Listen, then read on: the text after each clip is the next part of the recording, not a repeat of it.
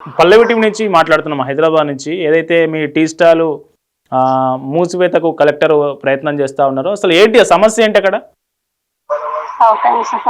సరే సార్ నమస్తే అండి.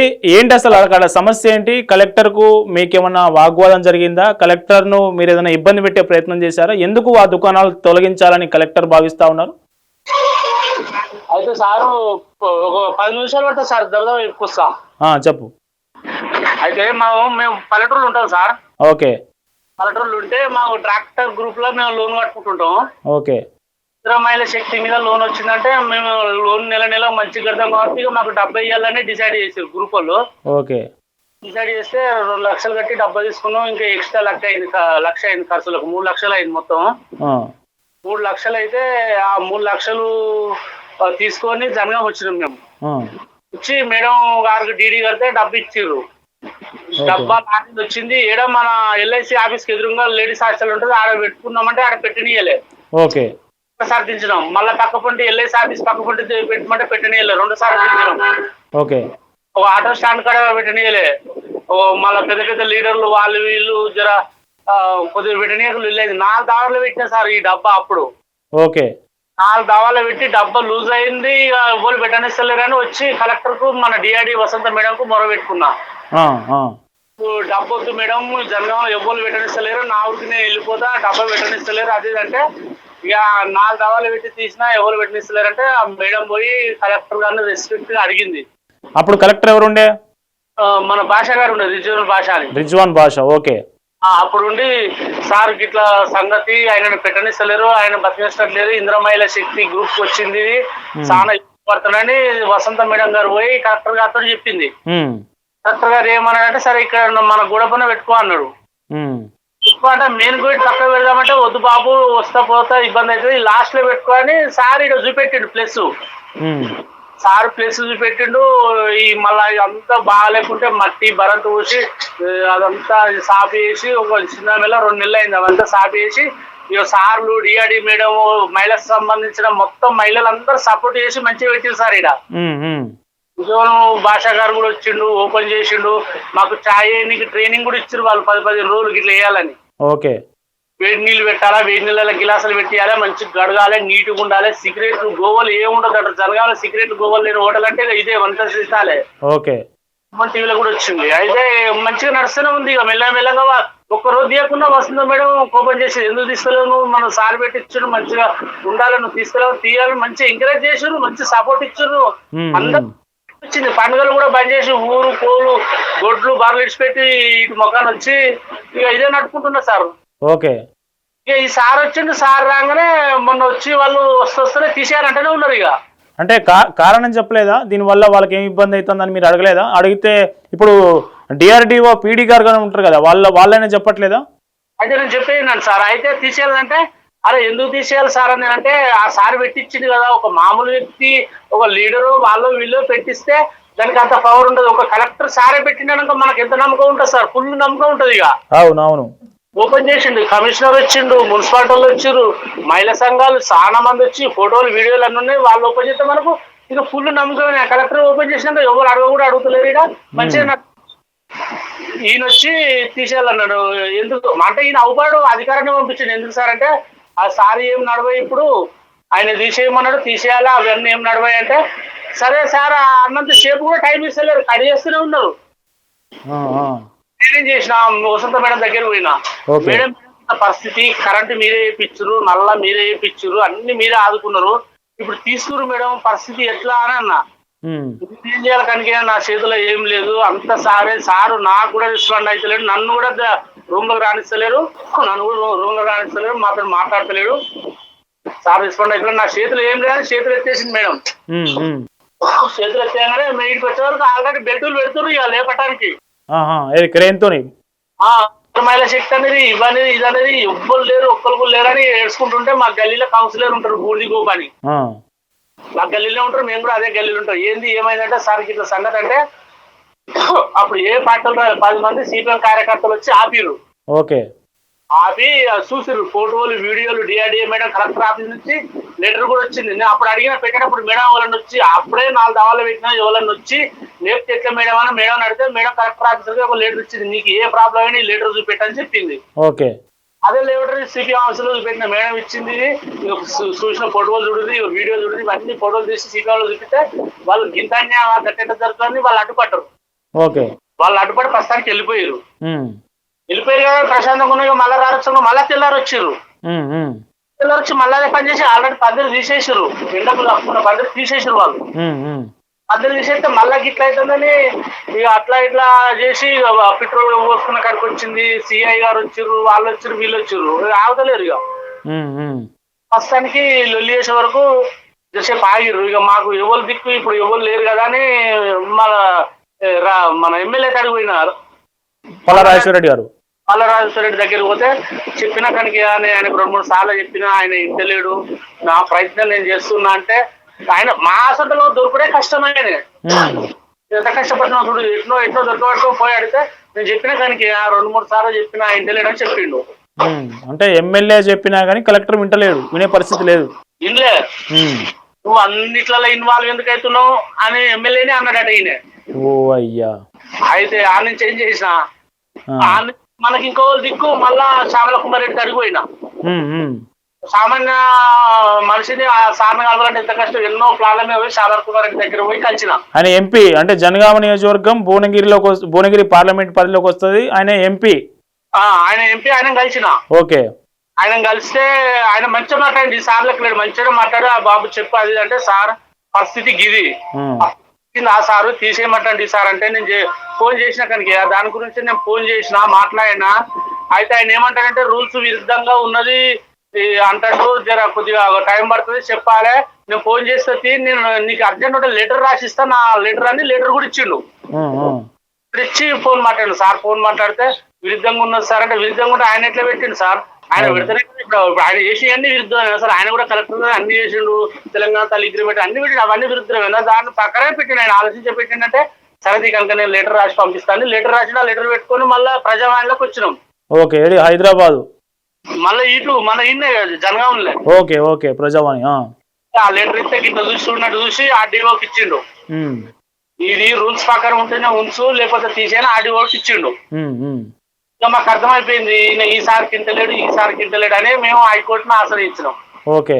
ఈ ప్రూఫ్లతో సహా హైకోర్టులో పెడితే హైకోర్టులో ఏమైనా వచ్చిందంటే నడిపించుకొని ఆయన కబ్జా చేసిరని వీళ్ళు చెప్పిరట. అంటే ప్రభుత్వ స్థలం కబ్జా చేసిరని గవర్నమెంట్ తరపు న్యాయవాది ఆడ మాట్లాడాడు. ఇంటర్మెంట్ అంటారు ఇంగ్లీష్ లో, అది కబ్జా చేసిందంటే కబ్జా చేస్తే ఈ ఫోటోలు ఎట్లుంటాయి, ఈ సార్ ఎందుకు ఓపెన్ చేస్తాడు, గివన్నీ ఎట్లుంటాయి, గిన్ని వీడియోలు ఈ పట్టకాయుధం ఇవన్నీ ఎట్లుంటాయి సార్ అని ల్యాబ్ చూపెట్టిండట.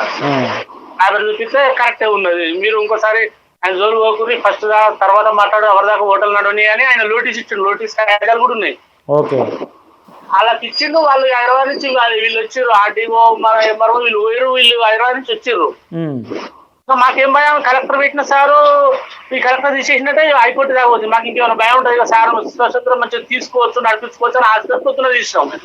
పొద్దున ఇస్తే మళ్ళీ ఏం చేసిండు, ఫుడ్ ఇన్స్పెక్టర్ వచ్చిండు. ఆయన అది వరకు భాషా సార్ ఉన్నప్పుడు వచ్చిండు, లెటర్ ఇచ్చిండు, అన్ని నడుపుకోనికి లైసెన్స్ ఇచ్చి చాక్పత్త అవన్నీ చెక్ చేసిండు, అన్ని పర్ఫెక్టే ఉన్నాయి. ఓకే. ఆ లెటర్ ఇచ్చిండు ఒకటి, లెటర్ వచ్చి మంచిగా కూకొని పోయిండు. అదే స్థాయిలో మేము మాట్లాడుతున్నాం. సార్ ఏమైనా సార్ అంటే బాబు ఇన్స్ట్రక్షన్కి వచ్చినా ఏం లేదు, మీరు లెటర్ ఇచ్చినాము, ఇది ఇన్స్ట్రక్షన్ వీటికి వచ్చి చెక్ చేసినట్టుగా మీరు సంతకం పెట్టాలంటే ఆ పేపర్ మీద సంతకం పెట్టినాం. నాకు ఇంగ్లీష్ రాదుగా. ఓకే. ఓకే. ఇప్పుడు 2-3 సార్లు వచ్చిన సార్ ఆయన కొత్తగా కాదు కదా, మంచిగా పరిచయం ఉండే, నేను గడిపోయింది జనగామ అంతా మీ పక్కనే ఉంది, కోర్టు మీ పక్కనే ఉంది, మిమ్మల్ని ఎవ్వరు ఏం చేయలేరు, కాళ్ళపై సైన్ ఒక్కటి పెట్టు, ఇది మామూలుగా సైన్ పెడితే ఇది ఖాళీ వచ్చి చెక్ చేసినట్టుగా ప్రూఫ్ అని అన్నాడు. ఓకే. సరే ఇదివరకు వచ్చిన సారైనా లెటర్ ఇచ్చిన సారైనా సంతకం పెట్టినాం. సిపిఎంలో ఛాయలకు వస్తారు కదా సార్, ఛాయలకు విలేకరులు సిపిఎంలో చాలా మంది వస్తారు ఇంటికి కోర్టు కాంచి. ఓకే. వాళ్ళు వచ్చి మెల్లగా గుంపారు, ఏంది సంతకం పెడుతున్నావు, ఏం సంగతి ఏదంటే ఏం లేదు మాది ఏం లేదు బాబు ఏం లేదు అని ఈ నుంచి బతలైన కాళ్ళు పట్టుకుంటే కలెక్టర్ ఆఫీస్ దాకా పోయినా. ఇస్తేనే పేపర్ డౌట్ వచ్చింది మాకు. పోయి కలెక్టర్ ఆఫీస్ రూమ్ లో పడ్డాడు. ఇక మళ్ళీ వెళ్ళలేదు. Food inspector food inspector. Okay. అంతలే కలెక్టర్ బయటకు వచ్చిండు. ఆ, అరే ఇంత పని అయింది, ఎందుకు ఈ చేసుడు, అది సార్ కాళ్ళ మీద పడితే అయిపోతుంది, కాళ్ళ మీద పడిపోయినాం. ఆ, దగ్గర కూడా రానిలో నూకేసిండు, మీరు చూస్తుండొచ్చు, వీడియోలు ఉన్నాయి. చూసినాం వీడియోలో. అయితే నేను, నాకు ప్రపంచం అంటే తెలియదు, లోపల పని చేసుకొని కూలి చేసుకొని బతుకుంటాను, లోన్ ఇస్తా అని కట్టుకొచ్చిందే గవర్నమెంట్, ఇచ్చిందే మహిళలు. ఆ ఒక కలెక్టర్ సారు, మళ్ళీ తీసేదే కలెక్టర్ సారు. నాకు బయట ప్రపంచం తెలియదు, మొత్తం నన్ను మొత్తం శిక్షణ తిప్పుతారు, వచ్చేది తక్కువ ఆదాయం మీద లక్షలు ఖర్చు అయినాయి. ఇప్పుడు నన్ను ఎవరు ఆదుకుంటారు సార్? అవును అవును ఎవరు ఆదుకుంటారు చెప్పండి?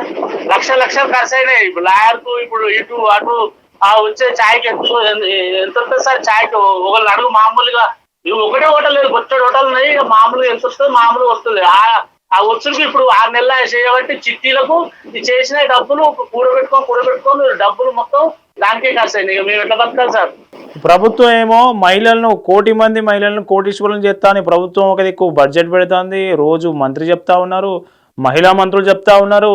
ఒక మహిళా సంఘం సభ్యురాలకు వచ్చినటువంటి వనితా టీ స్టాల్ను కలెక్టరు అన్యాయంగా అడ్డుకొని అక్కడి నుంచి తొలగించే ప్రయత్నం చేస్తూ ఉంటే ప్రభుత్వంతో కలెక్టర్తోనే ఒక పేద మహిళ కుటుంబం పోరాడుతున్న తీరు నిజంగా ప్రభుత్వం ఖచ్చితంగా దీని మీద దృష్టి పెట్టాలి. అటు ఎమ్మెల్యే ఎంపీ వీళ్ళిద్దరూ సిఫారసు చేసినా కానీ కలెక్టరు కనీసం మానవత్వం చూపట్లేదు అనేది విషయం స్పష్టంగా అర్థమవుతున్నది. ఇప్పుడు వాళ్ళకి అడుగుయిన తప్పైందని కాలు పట్టుకున్నాం, అప్పుడైనా జరగాలి కదా సార్? అవును మేము మా పిల్లల ఎంత పేదలు కూడా మా పిల్లల ఎంతో చదువుకోవాలని ఆశ ఉన్నా కానీ గవర్నమెంట్ బడి సెకండ్ ఇయర్ చదివించి పని చేసినాం. మేము వాళ్ళు తెరువు వాళ్ళు జోలి పోము, ఆడికే పని చేసి మాకు సన్న బియ్యం తినే బ్యాగ్లో కంట్రోల్ బియ్యం తిని బతికిన వాళ్ళు మమ్మల్ని ఎంత పరిచయం చేస్తారు సార్ అందరు కలిసి. ఓకే, ఇప్పుడు సరే, ఇప్పుడు ఫైనల్ గా ఏం కోరుకుంటున్నావు? కలెక్టర్ గారిని ఏం కోరుకుంటున్నావు? గవర్నమెంట్ నుంచి ఏం కోరుకుంటున్నావు నువ్వు? ఫైనల్ గా ఒక మాట చెప్పు. అంటే ఇప్పుడు ఇందిరా మహిళా శక్తి అంటే నాకు చాలా గౌరవం సార్. మహిళలన్నా ఇందిరా మహిళా శక్తి అన్నా ఇందిరా అన్నా నాకు చాలా గౌరవం సార్. ఇటువంటి పరిస్థితి ఎవరికి రావద్దు. ఒకవేళ గవర్నమెంట్ ఇచ్చిందని తెలిస్తే మళ్ళీ ఎన్ని గవర్నమెంట్లు వచ్చినా దాన్ని తీసేయొద్దు. ఓకే ఒక కలెక్టర్ ఇచ్చిందంటే ఎంత నమ్మకం సార్? అవును ఆ ఇచ్చిందన్న నమ్మకం ఒక కలెక్టర్ తీసేసిందంటే రేపు జనం కలెక్టర్ను కానీ ప్రభుత్వాన్ని ఎట్లా నమ్ముతారు సార్? అవును, నమ్మరు కదా. ఇప్పుడు మాకు డబ్బిచ్చి మీరు ఏరే ప్లేస్ లో పెట్టుకోరు, మీరు జాగా కిరాయి కట్టుకొని ఏరే ప్లేస్ లో పెట్టుకోరు నుంచి తీయరు అంటారు. ఏరే ప్లేస్ లో పెట్టుకోవాలంటే గవర్నమెంట్ ఆశ్రయించి మేము ఏరే పెట్టుకోపోదుమా? మహిళా శక్తి, కోటి మహిళలు, మహిళా శక్తి అనే మంచిగా ప్రేమతోటి భక్తితోటి వచ్చిన మంచి మహిళా శక్తి అనే ఏరో పెట్టుకోమని మళ్ళీ చెప్తే అప్పుడే చెప్తే అయిపోవు కదా. అవును, ఇప్పుడు వాళ్ళు వద్దంటే మేము ఊళ్ళో పోతాం, పల్లెటూరులో పోతే అందరు నిడిచిపెట్టి వచ్చినాం, వాళ్ళంతా ఎగతాళి చేస్తారు. ఏమైంది మహిళా శక్తి అంటారు, ఇందిరా మహిళా శక్తి అంటారు, ఇంత పోకడ పోతుంది, ఏమైందంటే డిఆర్డిఓలు కలెక్టర్లు ప్రభుత్వాలు గిట్లా చేసినాయి అని చెప్తాం. అప్పుడు ఏమైతే సార్ మహిళా సంఘాలు ఎట్లా అదైతే ఎట్లా నమ్ముతారు? అంటే అంతిమంగా ఇక్కడ నష్టం జరిగేది, చెడ్డ పేరు వచ్చేది ప్రభుత్వానికే వస్తుంది.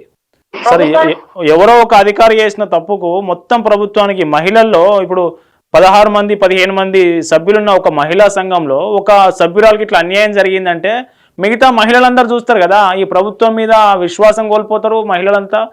మహిళలు ఈ ప్రభుత్వం పట్ల విశ్వాసంతో ఉండరు. అయితే ఇప్పుడు కలెక్టర్ పెట్టింది మామూలు అంటే అది కలెక్టర్ పెట్టిందంటే ఎంత నమ్మకం లేకపోతే రేపు మహిళలు రావాలన్నా ముందుకు రారు, లోన్లు తీసుకోవాలన్నా తీసుకోరు.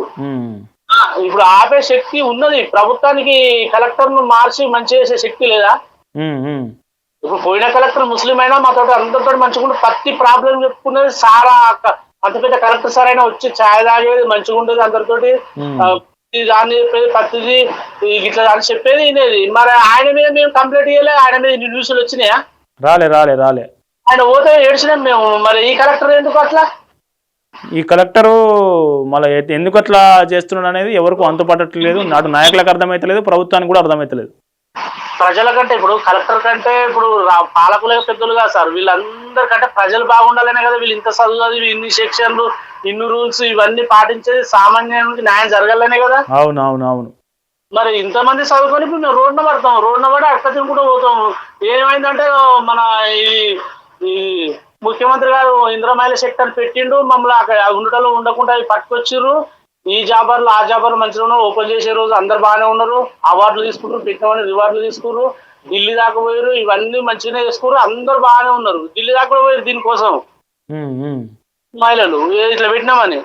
అన్ని మంచిగా ఉన్నారు, అందరు జాబర్లు బాగానే ఉన్నారు. మళ్ళీ మేము బతుకుదా ఉన్న మమ్మల్ని ఆగం చేసి ఇటు పెట్టి దళితుడే ఆగమైందని తెలుస్తుంది ప్రపంచానికి అంతే. ఓకే ఓకే కనకయ్య గారు, థ్యాంక్ యూ. మీ అసలు అసలు ఏం జరిగిందనే విషయాన్ని పల్లవి టీవీ ద్వారా ప్రజలందరికీ తెలుసుకునేందుకు మీరు మీ విలువైన సమయాన్ని మాకు కేటాయించినందుకు థ్యాంక్ యూ అండి. మీకు ఖచ్చితంగా న్యాయం జరిగే వరకు పల్లవి టీవీ కూడా మీ తరఫున పోరాటం చేస్తుంది. ఖచ్చితంగా ప్రభుత్వం దృష్టికి వెళ్ళేంత వరకు మేము కూడా మీతో పాటు ఉంటాం. సార్ ఎవరు డ్యూటాలు కాకుండా మానవత్వంతో ఆలోచించి దళితులకు న్యాయం జరగాలి ఎక్కడున్నా. అవునవును, న్యాయం జరగాలంటే ఓ కోట్లు కాదు సార్, మాట సాయం చేసి ఇటువంటి పరిస్థితి ఇంకోళ్ళకి రాకూడదు. అంతే. మేము అన్యాయం చేయలేదు, వాళ్ళు సార్ పెట్టించిందే ఉన్నాం, సార్ పెట్టించినే బొచ్చడం ఉన్నాయి పథకాలు, మరి అవన్నీ తీసేయండి. ఫంక్షన్ హాల్ కట్టించడం, పెట్రోల్ బంకులు మహిళలకు ఇవన్నీ తీసేయండి. ఇది ఒక్కటే ఎందుకు పడ్డా సార్, మా వల్ల ఎవరైనా ఇబ్బంది ఉన్నారని జనగాములో ఒక్కరు చెప్తే మేమే తీసేస్తాం. Okay okay okay. అందరు పర్ఫెక్ట్ గా ఉందనే లాయర్ల కంచి ప్రతి ఒక్కరు వచ్చారు. ఇక సీక్రెట్లు గోవలు ఏం పెట్టరు, ప్రశాంతంగా వచ్చి ఉంటారు, ఏ డిస్టర్బెన్స్ లేదు. సరే సరే కనకయ్య గారు, థ్యాంక్ యూ. సరే సార్, అందరికి వచ్చినట్టు చూడండి సార్. వస్తుంది, అందరికి చేరుతుంది. దీన్ని షేర్ చేయండి ప్రతి ఒక్కరు. ఇప్పుడు ఒక దళితుడికి జరిగినటువంటి, ఒక దళిత కుటుంబానికి జరిగినటువంటి ఈ అన్యాయాన్ని ప్రతి ఒక్కరు ప్రశ్నించాలి. ప్రతి ఒక్కరు ప్రభుత్వానికి చేరేంత వరకు ఈ వీడియోని షేర్ చేయండి. వీళ్ళ బాధను, వీళ్ళ పోరాటాన్ని మనం మద్దతు తెలపాల్సిన అవసరం ఉంది. సార్ ఒక్క నిమిషం చెప్పండి. 10 రోజుల మాకు నడవక చిట్టీలు, 2 నెలల చిట్టీలు మీద పడ్డాయి. ఇప్పుడు పైసలు ఖర్చు అయినాయి. మాకు ఎవరు ఆదుకుంటారు సార్, మీరే చెప్పండి. ఎవ్వరు ఆదుకోరు. మరి ఇప్పుడు మహిళలు మాకు చిట్టి కట్టాలని ఒకటే అంటారు, అది ఇంకోటి ఈ పరిస్థితి తెలియదు. ఓపెన్ చేసారు, 100 మహిళలు వచ్చారు, కానీ ఇట్లా ఆపదని ఫోన్ చేస్తే ఒక్కరు వస్తలేరు సార్. మహిళా సంఘాల ఐక్యత అట్లున్నది. అదే అందుకే నాకు ఇప్పుడు ఇంత ఖర్చు అయింది. ఇప్పుడు నేను బజార్న పడే పరిస్థితి వచ్చింది. ప్రభుత్వం ఆదుకోవాలి, ఎవరు ఆదుకుంటారు, మీ దయా సార్. ఓకే ఓకే, ఖచ్చితంగా ఈ విషయాన్ని ప్రభుత్వం దృష్టికి తీసుకెళ్లేందుకు మేము కృషి చేస్తాం. థ్యాంక్ యూ, ధన్యవాదాలు కనకయ్య గారు.